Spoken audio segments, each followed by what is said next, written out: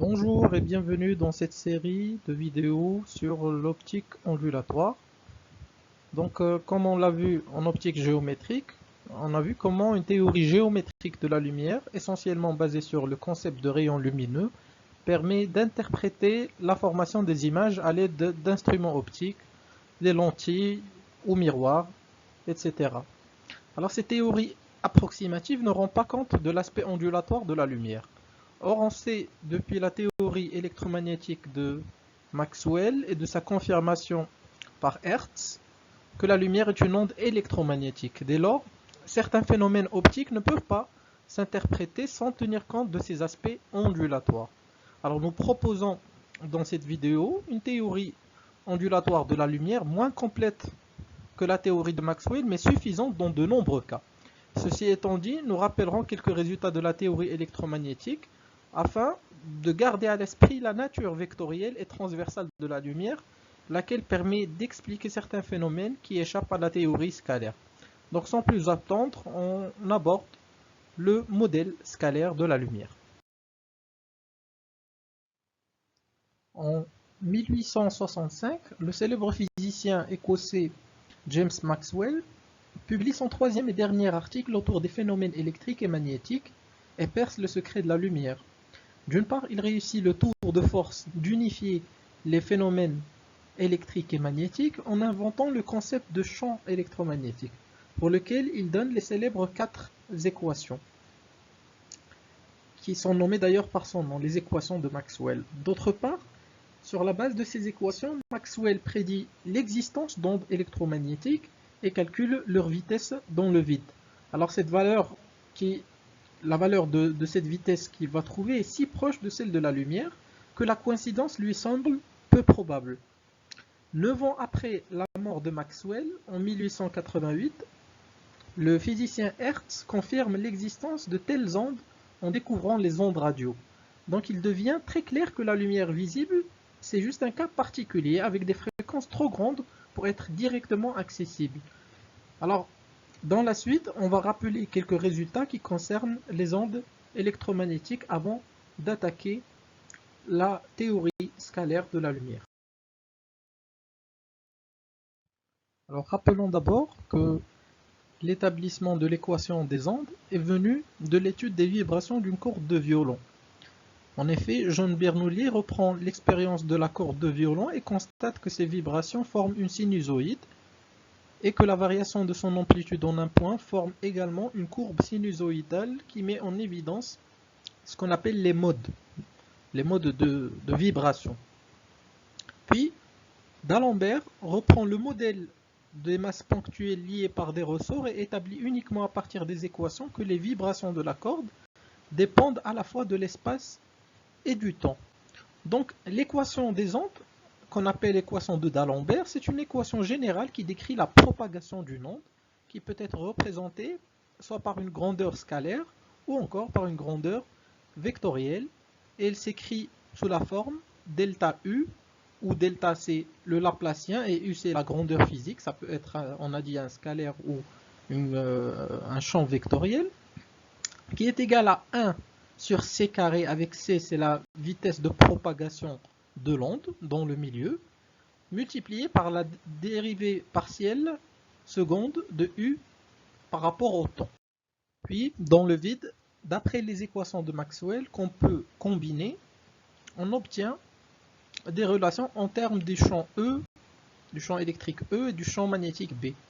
Et le champ électromagnétique EB obéit à l'équation d'onde de D'Alembert avec C égale à 1 sur la racine carrée de mu0 multiplié par epsilon 0. Donc mu0, on a vu que c'est la perméabilité du vide et epsilon 0 c'est la permittivité du vide. Donc cette constante C, elle est homogène à une vitesse et elle représente la vitesse de propagation des ondes électromagnétiques. Donc numériquement, si on remplace par les valeurs de mu0 et epsilon 0, on trouve que c'est égal à 3 fois 10 puissance 8 mètres par seconde. Donc, je peux rappeler que c'est Weber qui détermine, en premier cette vitesse à partir des constantes électriques et magnétiques. Donc le bon accord avec la vitesse de la lumière permit à Maxwell de conjecturer la nature électromagnétique de la lumière. Ensuite, nous allons nous intéresser à une solution particulière qui joue un rôle important en optique, ce qu'on appelle l'onde plane progressive harmonique. Bien sûr, il y a deux types, on va dire théoriques, d'ondes. Il y a les ondes sphériques qui représentent le cas réel, c'est-à-dire la propagation en 3 dimensions, mais une bonne approximation lorsque on est très loin de la source, c'est cette fameuse onde plane progressive harmonique qui nous simplifie grandement les calculs. Donc il est facile de vérifier qu'un champ électrique de la forme E, qui est une fonction de R, c'est-à-dire de la position, et de T, c'est-à-dire du temps, est égal à E0, qui est l'amplitude de ce champ, multiplié par cosinus oméga t moins k scalaire r, où oméga c'est la pulsation de l'onde, k ce qu'on appelle le vecteur d'onde, qui est toujours dirigé vers le sens de propagation de l'onde, r bien sûr on a dit que c'est le vecteur position, et tout ça multiplié par un vecteur unitaire u. Donc cette onde, on va dire que le champ électrique qui a cette forme-là, on peut l'injecter dans l'équation de D'Alembert, et donc c'est une solution de l'équation d'onde. Et cette solution sera caractérisée par 4 paramètres. Alors par ailleurs, on a dit que l'onde va dépendre de 4 paramètres. Le premier, c'est son amplitude notée E0, et on verra que l'énergie transportée par l'onde va en dépendre. Il y a un deuxième paramètre, noté oméga, ce qu'on appelle la pulsation de l'onde, et qui est relié au nombre de cycles d'oscillation par seconde, qu'on appelle la fréquence, qui est en Hertz, et on a la relation qui relie les deux, nu est égal à oméga sur 2pi. Puis il y a le troisième paramètre, c'est le vecteur d'onde K. Donc c'est un vecteur qui indique la direction de propagation de l'onde, et il est relié à la pulsation oméga. En effet, l'onde plane harmonique vérifie l'équation de D'Alembert, donc delta E égale à moins k au carré fois E, et la dérivée partielle seconde de E par rapport au temps est égale à moins oméga au carré fois E. De sorte qu'il s'agit bien d'une solution de l'équation d'onde à condition de poser k égale à oméga sur C. Donc on voit bien que la norme de k est liée à la pulsation oméga. Par ailleurs, l'ensemble des points qui sont dans le même état vibratoire à l'instant t vérifie la condition k scalaire r égale à constante plus 2p fois pi, avec p un entier relatif. Donc on peut bien le voir sur le schéma, il s'agit d'un ensemble de plans perpendiculaires à k et périodiquement espacés. Donc ces plans sont ce qu'on appelle des surfaces d'onde, d'où le terme d'onde plane.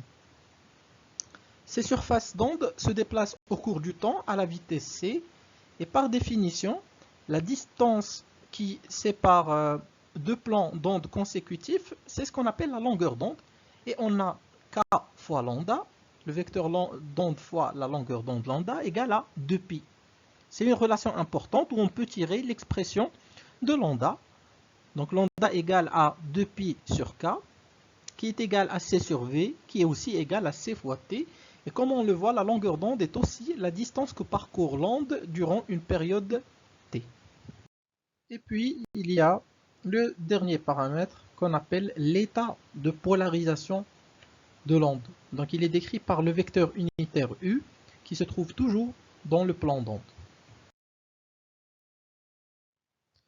Et enfin, on peut montrer que le champ magnétique B forme avec le champ électrique E et le vecteur d'onde K un trièdre orthogonal direct que l'on note E, B, K dans cet ordre. Et que son amplitude, c'est-à-dire l'amplitude du champ B, vaut B0 qui est égal à E0 sur C, ce qui se résume par la relation vectorielle le champ B est égal au vecteur d'onde K divisé par la pulsation oméga vectorielle, c'est-à-dire un produit vectoriel avec le vecteur champ électrique E. Alors une dernière remarque concernant le spectre électromagnétique, c'est qu'il est quasi totalement invisible par un œil humain, sauf une petite portion dite spectre visible, qui s'étend du rouge, c'est-à-dire des longueurs d'onde de l'ordre de 750 nanomètres, jusqu'au violet, qui ont une longueur d'onde d'environ 400 nanomètres, en passant par toutes les couleurs de l'arc-en-ciel, qui sont communément divisées en rouge, orange, jaune, etc., jusqu'au violet. Alors, la lumière peut être polychromatique, elle est alors constituée de plusieurs longueurs d'onde, ou monochromatique, et on dit alors qu'elle est constituée d'une seule longueur d'onde. Alors les sources monochromatiques au sens strict du terme n'existent pas, mais certains lasers produisent une lumière dont le spectre est assez étroit. Donc on les considère généralement comme des sources monochromatiques. Et bien sûr, le terme laser, ce n'est pas un terme français, c'est un acronyme tiré de l'anglais qui veut dire amplification de lumière par émission stimulée de radiation. Donc les lasers aujourd'hui, ils couvrent toute la gamme des rayonnements électromagnétiques. Ça va des rayons X et ultraviolets jusqu'aux ondes infrarouges et micrométriques. Donc comme vous le savez certainement, une onde électromagnétique est aussi un transport d'énergie. Dans le vide, une onde électromagnétique transporte de l'énergie sous forme électrique et magnétique à la vitesse c. Alors ce mode de propagation de l'énergie est appelé transport radiatif et permet notamment au Soleil de chauffer notre planète. Le flux radiatif correspondant peut être décrit par une grandeur vectorielle qu'on appelle le vecteur de Poynting, qui s'écrit comme le produit vectoriel du champ électrique et magnétique divisé par la perméabilité du vide. Donc son unité c'est le Weber par mètre carré.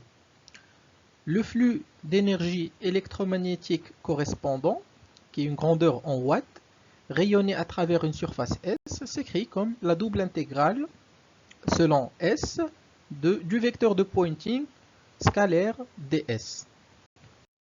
Ensuite, on s'intéresse au cas d'une onde plane harmonique qui se propage dans le vide. Alors précédemment, on a vu que le champ magnétique B s'écrit comme le produit vectoriel du vecteur d'onde K divisé par oméga fois le champ électrique E. Et donc il vient dans l'expression du vecteur de Poynting, il va s'écrire comme 1 sur oméga sur mu0 multiplié par le carré du champ électrique multiplié par le vecteur d'onde K. Et ce qu'on peut retenir, c'est que dans le vide, le transport de l'énergie suit la direction de propagation.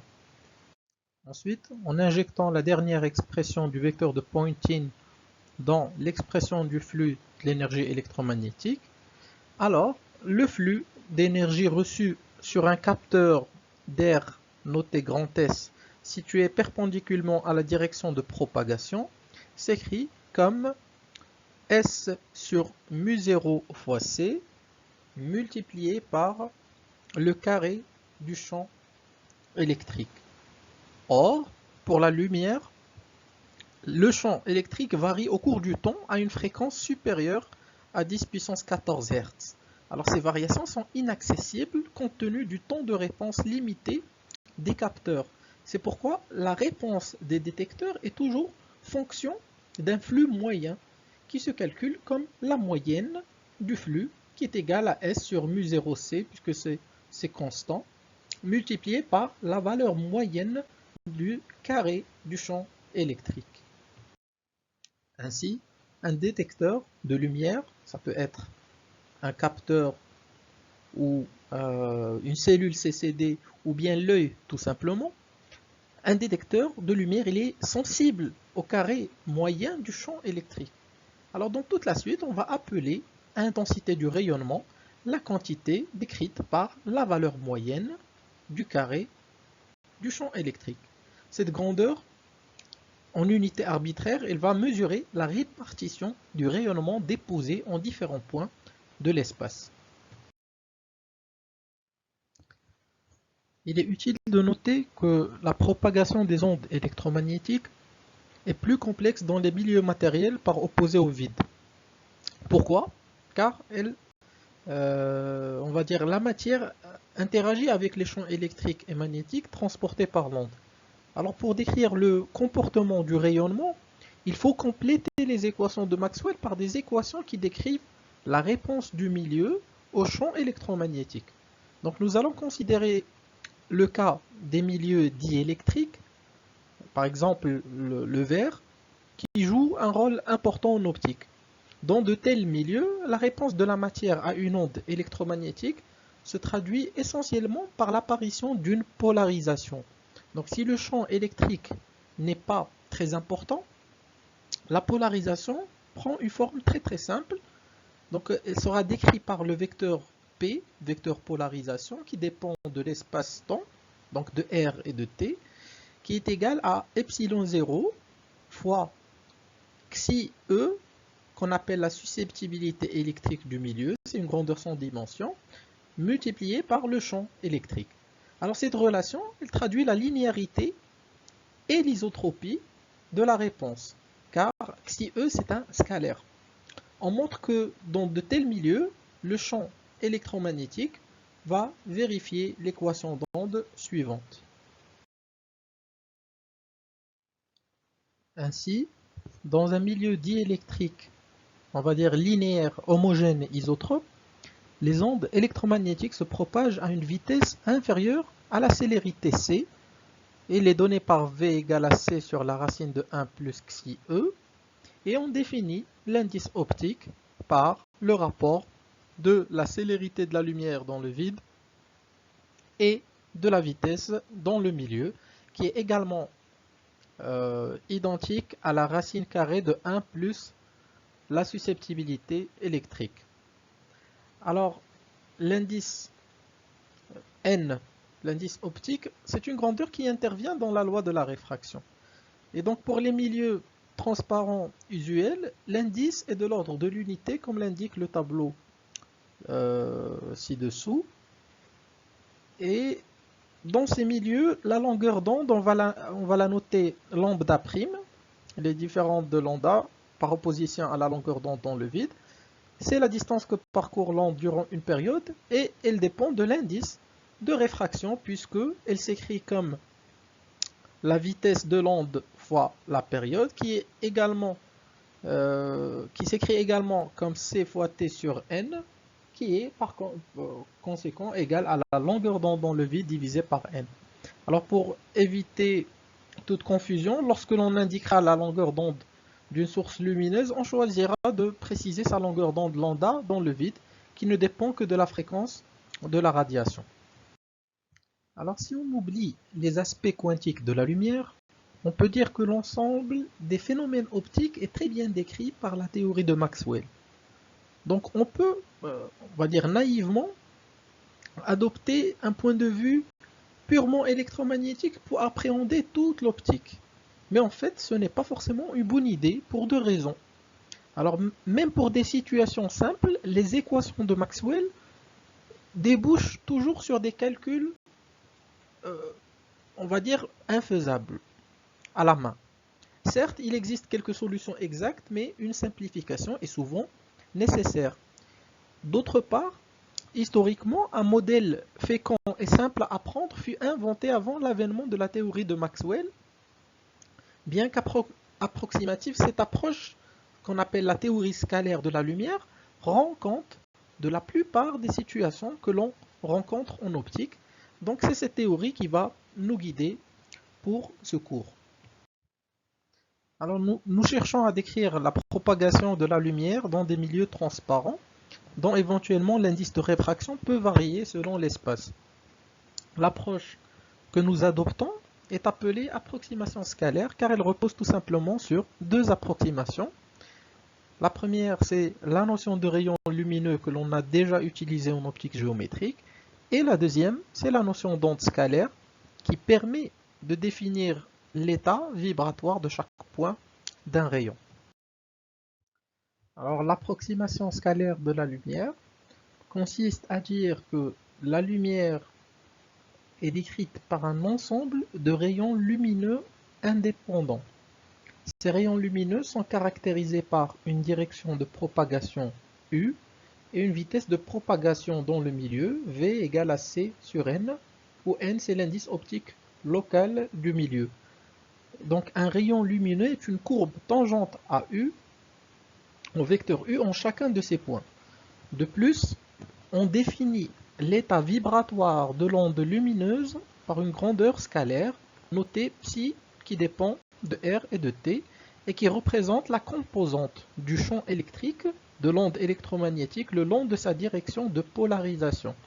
Donc localement, l'onde lumineuse présente une structure d'onde plane, de sorte que le rayon lumineux est perpendiculaire à la surface d'onde en vertu du théorème de Malus, et enfin, l'intensité du rayonnement est en valeur arbitraire, notée I, est égale à la valeur moyenne du carré de la fonction ψ r de t.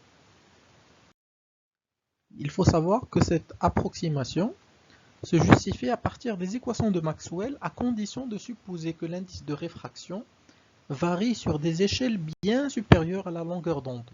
Et dans ce cas, les rayons suivent une trajectoire donnée par le principe de Fermat. Donc, si vous n'êtes pas encore familiarisé avec ce principe, je vous invite à revoir la vidéo que j'ai fait sur le principe de Fermat, que vous allez retrouver sur ma chaîne. Par ailleurs, cette approximation ne rend pas compte des phénomènes de polarisation, et donc l'onde en réalité, il faut se rappeler, n'est pas scalaire mais vectorielle transversale. Et finalement, dans le cadre de l'approximation scalaire, on peut représenter une onde lumineuse monochromatique par le champ scalaire ψ r de t qui est égal à ψ0 r, l'amplitude, multiplié par cosinus oméga t moins phi r. Donc, on rappelle qu'une surface d'onde correspond à l'ensemble des points tels que phi est égal à oméga t moins phi de r, qui est égal à une constante plus 2 P fois P avec P appartenant à Z. Les rayons lumineux perpendiculaires aux surfaces d'onde sont des lignes du champ du vecteur moins gradient de phi. Donc le phi représente le potentiel électrique implicitement. Et par la suite, on va citer quelques exemples d'ondes scalaires monochromatiques que nous allons aborder. Donc comme on l'a dit précédemment, il existe deux modèles théoriques pour représenter une onde électromagnétique. Donc il y a les ondes sphériques et les ondes planes. Concernant l'onde sphérique divergente, c'est une onde qui rayonne de façon identique dans toutes les directions depuis un point O, et elle s'écrit en coordonnées sphériques comme ψ0 sur r fois cosinus oméga t moins k fois r, avec petit r étant la distance entre O et le point considéré, le point M. Et puis les surfaces d'onde, ils vérifient l'équation donnée ci-contre. Donc ce qui correspond à des sphères de centre O qui se dilatent à la vitesse de propagation V qui est égale à oméga sur K. Puis on peut dire que les rayons lumineux perpendiculaires aux surfaces d'onde divergent de façon radiale à partir du point source O.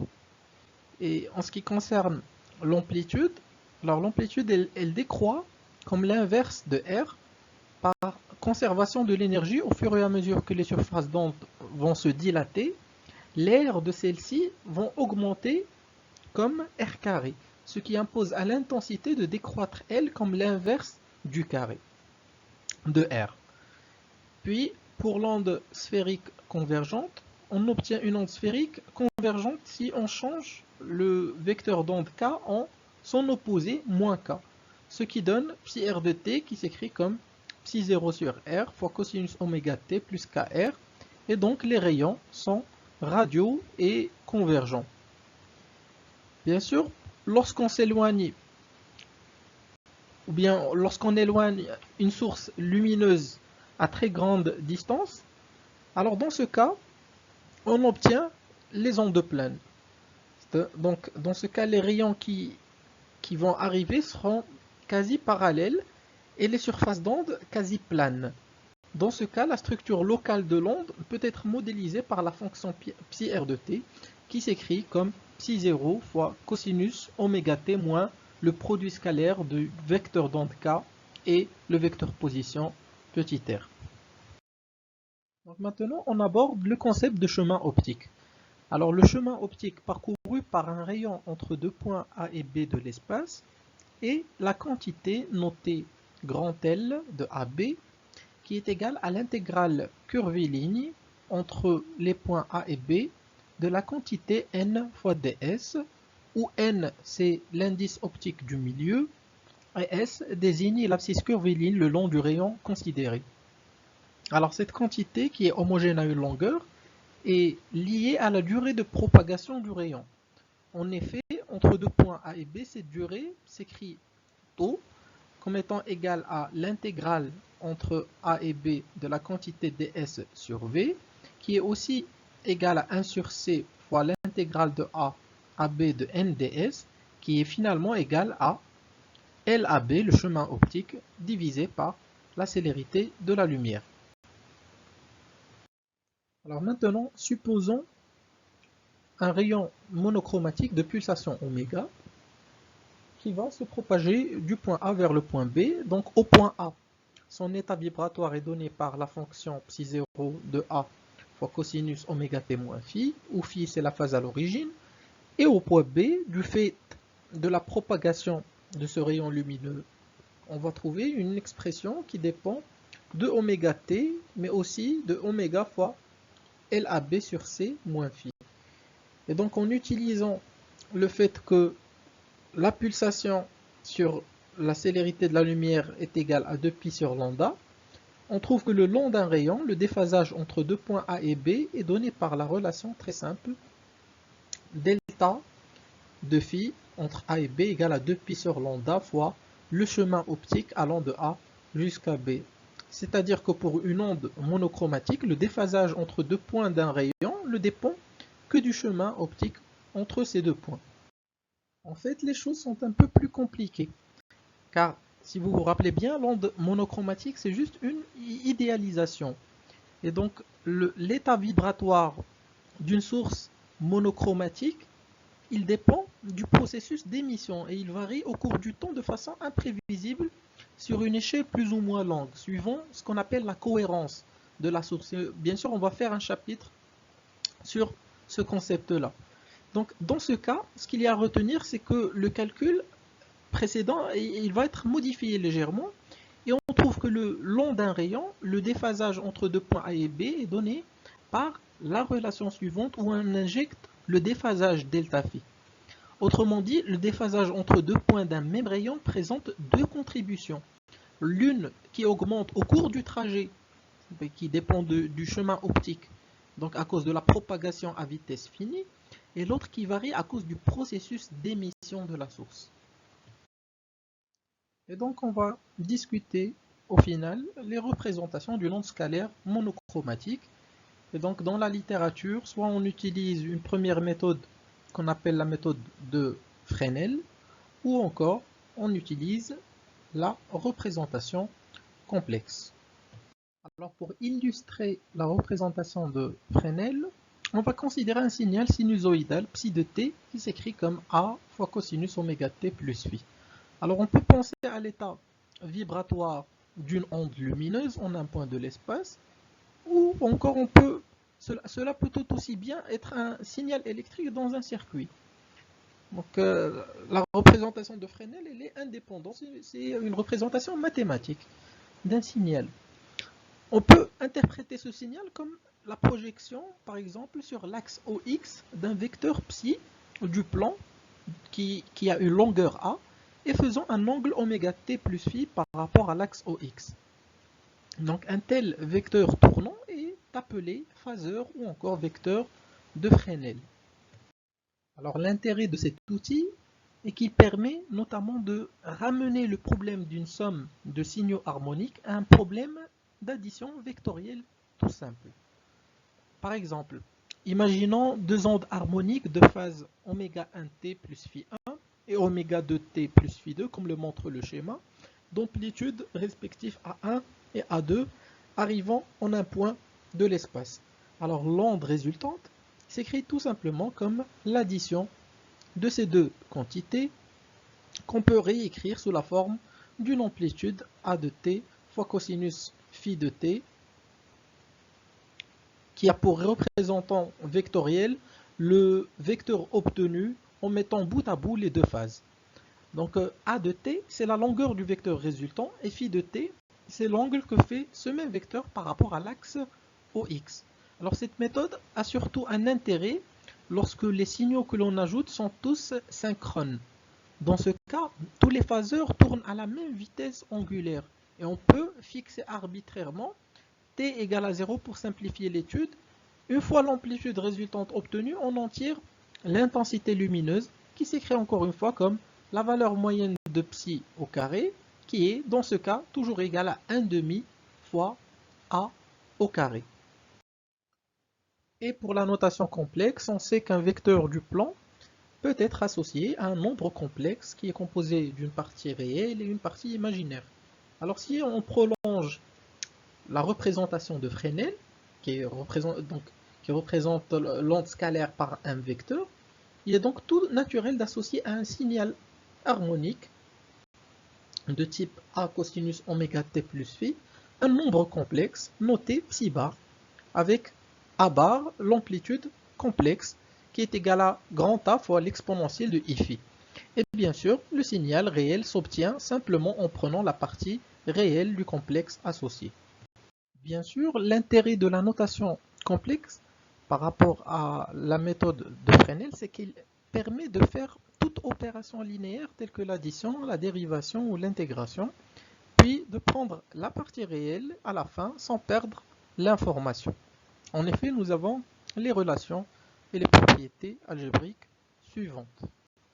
Bien sûr, il se trouve que toutes ces opérations sont en général beaucoup plus simples à mener avec les grandeurs complexes qu'avec les grandeurs réelles. Le nombre complexe A bar est appelé, on a dit, amplitude complexe, et sa détermination permet de déduire l'amplitude du signal réel ainsi que sa phase, qui est donnée par l'argument de A bar. Et puis en optique ondulatoire, c'est l'intensité de l'onde qui nous intéresse, et donc elle s'écrit toujours comme la moitié du modulo carré de l'amplitude complexe, qui s'écrit donc aussi comme 1/2 fois A bar étoile, qui désigne le conjugué de l'amplitude complexe. Alors cette vidéo touche à sa fin. Si vous avez des questions ou des remarques à faire par rapport au contenu du cours, n'hésitez pas, vous m'envoyez vos messages ou vous laissez un commentaire. À la prochaine, au revoir.